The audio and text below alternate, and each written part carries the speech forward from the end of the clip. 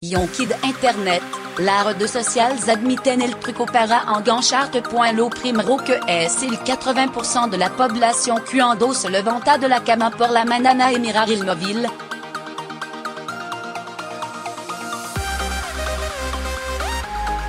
Allo largo del dia, un millennial consulta su telefono una 160 si estima que, cada vez que una persona deja una terra para entrar en Facebook, pasa una media de 25 minutos antes de volver a lo que se estaba haciendo.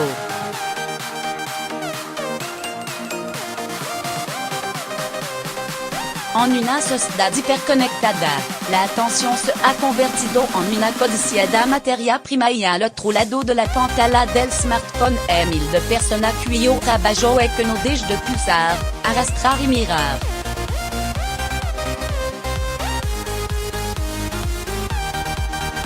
El problema es que la atención no es un recurso infinito. Y la formidable eficacia de los diseñadores y programadores tiene efecto secundario.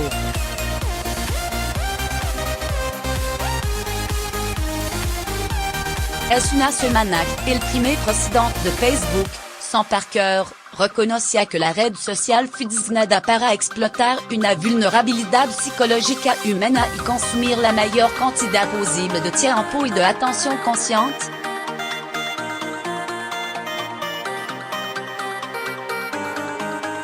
La declaración de Parker lo sitúa en un grupo cada vez más nutrido de extrabajadores de Google, Facebook y Twitter que han mostrado públicamente su preocupación por la consecuencia de la incansable batalla que la plataforma libran por acaparar el tiempo de los usuarios.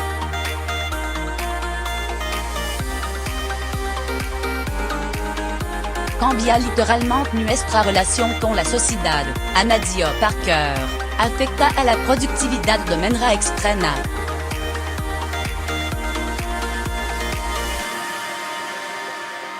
Y solo Dios sabe lo que lo está haciendo al cerebro de nuestro hijo. Precisamente la relación de lo adolescente con la tecnología es la que más inquieta.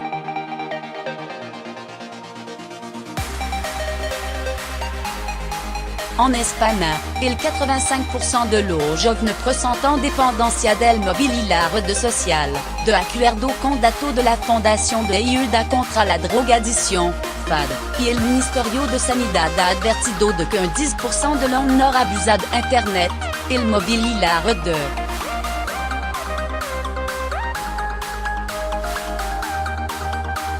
En Asie, los expertos se muestran prudentes a la hora de utilizar el término adicción y no hay unanimidad a la hora de hablar de trastornos específicos relacionados con la red social sino, más bien, con la tecnología en general.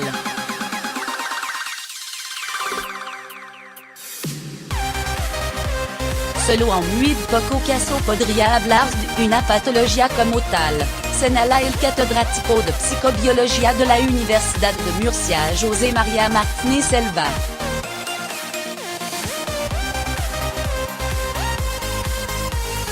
En mi opinión, pueden asimilarse a otra adicción sin sustancia, pero sin necesidad de una categoría diagnóstica propia.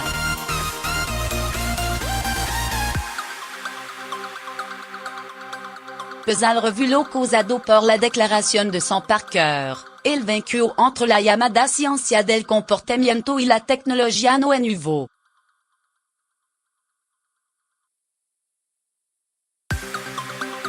Por centro como el Laboratorio de Tecnológica Persuasiva de la Universidad de Stanford han pasado mucho de los diseñadores de las empresas de Silicon Valley.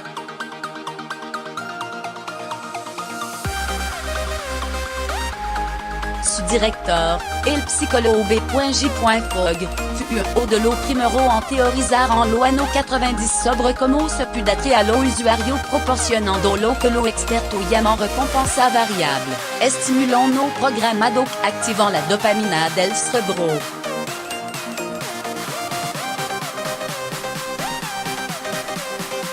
Se sabe que la entrega de recompensa al azar refuerza el comportamiento, como en la adicción al jugo.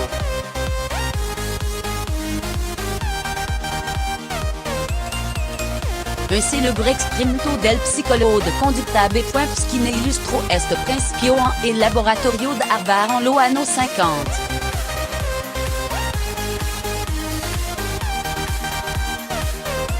Skine demostró que cuando una paloma recibía comida trapicotaron un botón, pulsaba con mayor frecuencia.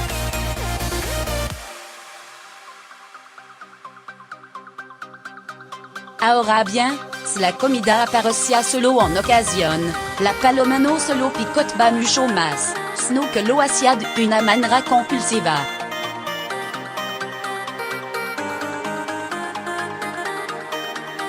De la misma forma, no sabe lo que vamos a encontrar cada vez que encendemos la pantalla del móvil o entramos en Facebook o Twitter incrementa la frecuencia de uso, lo mismo que recibir notificación aleatoria.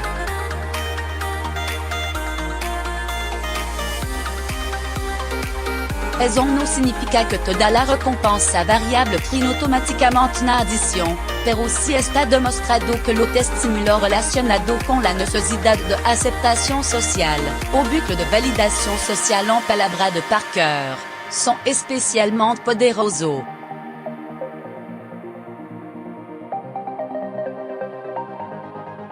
En un estudio de la Universidad de Harvard, los investigadores demostraron, monitorizando la actividad cerebral, que cuando una persona habla de sí misma se estimulan lo mismo sans trop de placer que con el sexo o la comida.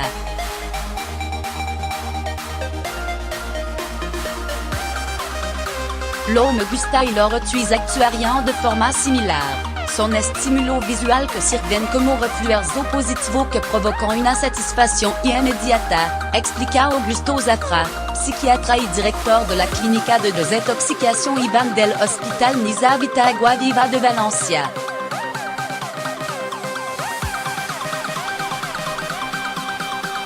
El placer que provocan es tan intenso a una persona vulnerable a las adicciones, l'assumant comportamiento repetitivo.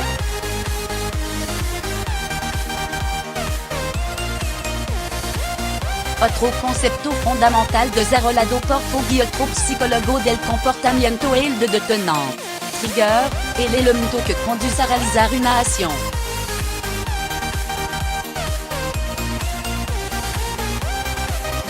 Pueden ser tanto positivo, entre, como negativo, aburrimiento, soledad o incertidumbre, y cuanto más numeroso y eficaz son, mayor es el éxito de la red social.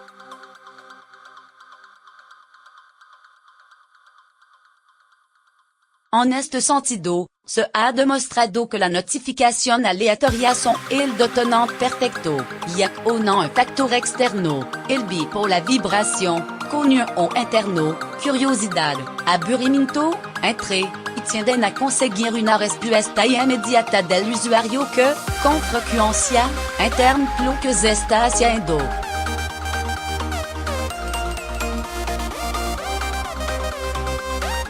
Ahí que uno de los elementos de prevención más repetidos por los expertos en desintoxicación digital se recuperar el control y no dejar a la tecnología y a la plataforma marcar leur ritmo.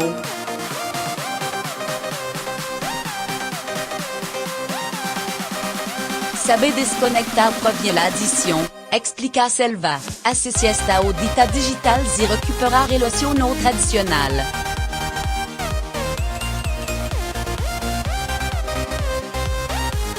Los especialistas son conscientes de que en el caso de la tecnología y la red social, la abstinencia total resulta imposible.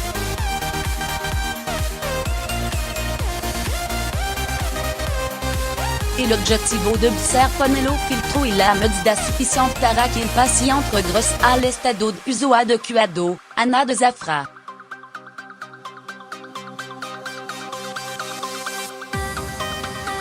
Los expertos en disno aplicado al comportamiento explican que la red más exitosa entraîne y retiene a los usuarios aprovechando necesidades profundamente arraigadas.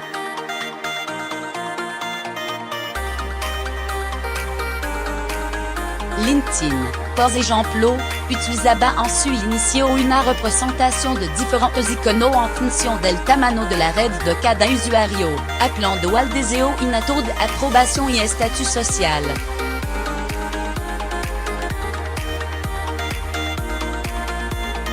Casi toda la plataforma aprovecham el impulso de reciprocidad para ampliar su audiencia a través de sistemas de invitación, la misma necesidad que se explota Snapchat con su Snapstreak.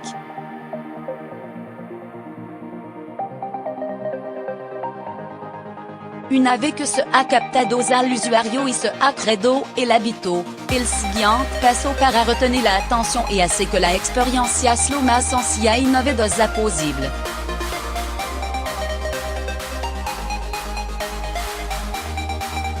Ahí aparecen funciones como la reproducción automática y la sugerencia de YouTube o lo contenido que se actualizan y recargan solo.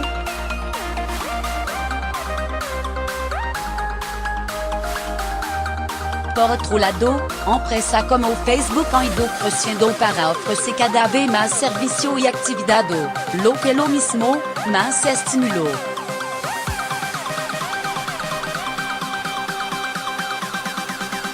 Al comprobar una nueva notificación, se sugiere un nuevo contacto y se ha de pasar por el muro, donde los videos se reproducen sin necesidad de pulsar.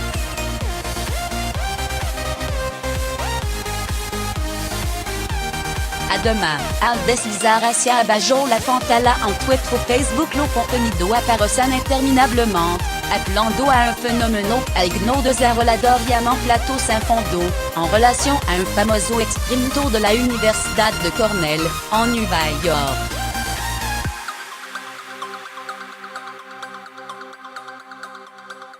En él, los investigadores situaron a un grupo de personas sin prevenirlo frente a plateau de sopa que serait naban solo.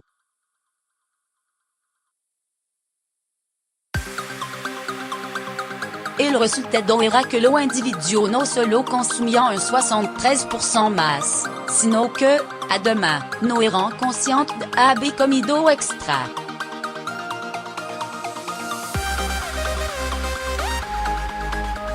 Así, lo avance en la comprensión del comportamiento humano se van convirtiendo en base a favor de la industria tecnológica.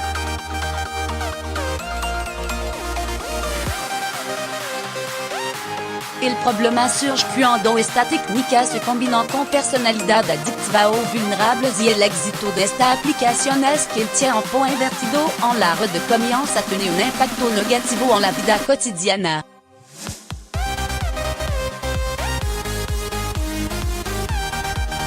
Entonces la dependencia se convierte en algo más grave. El riesgo es que el mundo digital pase a ser el centro de atención y la persona esté cada vez menos comprometida en el mundo físico de la relación, advierte la psiquiatra Kimberly Yuan.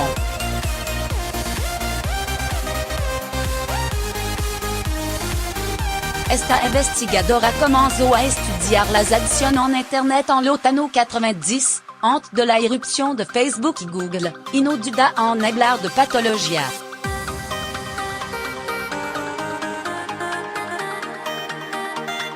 Mucha gente usa el término adicto bastante a la ligera, pero las adicciones a una conducta, como pasar tiempo en redes sociales, pueden llegar a ser muy graves.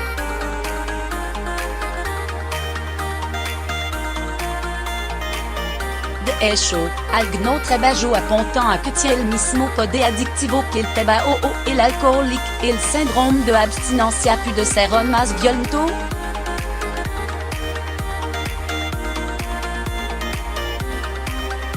Yuan, que también dirige el Centro para el Tratamiento y Recuperación de la Adicción a Internet, explica que la red social no atrae afectan de la misma forma a todo y que su impacto depende de muchos factores, genético, temperamental, educativo y ambiental.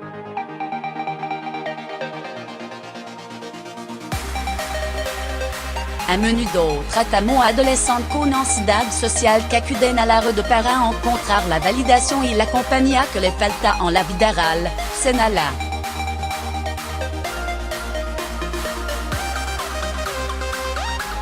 Puede sonar paradójico, pero la gente con peor habilidad social es la más propensa a lanzarse a socializar online y adquirir malos hábitos.